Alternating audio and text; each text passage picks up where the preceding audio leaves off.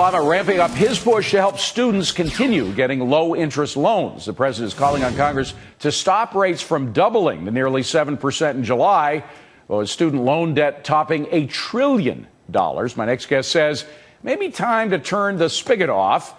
Friedman Foundation President and CEO Robert Enlow joins us now. Robert, good to see you. Thanks for coming in. So 7.4 million students would be affected immediately if these rates doubled. It would happen, by the way, in July, right before the election. So President Obama wants those votes. That's one of the big reasons he's pushing for this, no? Absolutely. You know, it's really tragic that we're politicizing an issue that's so important. And let's also be very clear here. We're not talking about a doubling of the rates. The rates were reduced in 2007 to 3.4% from 6.8%.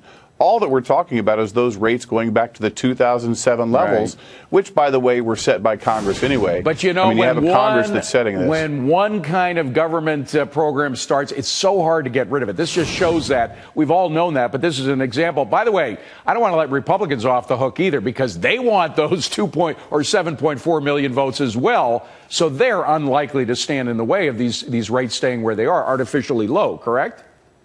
Well, that's exactly right. You know, look, we've got a situation where the rates are fixed by Congress. The loans are provided by Congress. You have a monopoly situation. You know, we live in one of the most capitalist societies in the world, except when it comes to education. Now, why shouldn't, maybe there's a simple explanation for this and you can tell me, but why shouldn't colleges be called for some kind of responsibility here? I mean, why does it always fall on the taxpayer? If a guy doesn't pay off his loans to the college he's going to, don't colleges have a certain amount of responsibility for getting that money back? Well, absolutely. Colleges should be more responsible. Individuals should be more responsible. But really, this is coming about because the federal government is basically giving free money. It's giving yours and my money, and it's going to continue to do so for the dream of having everyone go to a college education. And that's great. But if you look at it, 40% of the kids who are going to college don't get their bachelor's degree in 6 years. We have no metrics on how this money is being spent.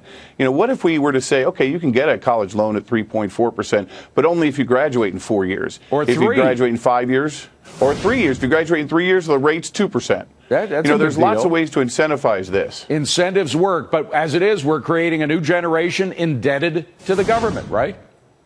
Indebted to government, and you and I as taxpayers are going to pay for that. That's another $1 trillion on top of the $100 trillion already out there, and it's just going to create this huge education bubble. And let's then go back to K-12 education, because when kids get into college, you're spending the first year remediating anyway for a lot of kids. You know, we've already are double paying education from K-12 all the way through, and the taxpayers bearing the brunt. All right, so I'm halfway through paying for my daughter's college, and I'm at the same time paying for everybody else's. That's the way it is right now. Robert Enlow, Freedom Foundation, named after the good guy, Milton Friedman. Good to see you.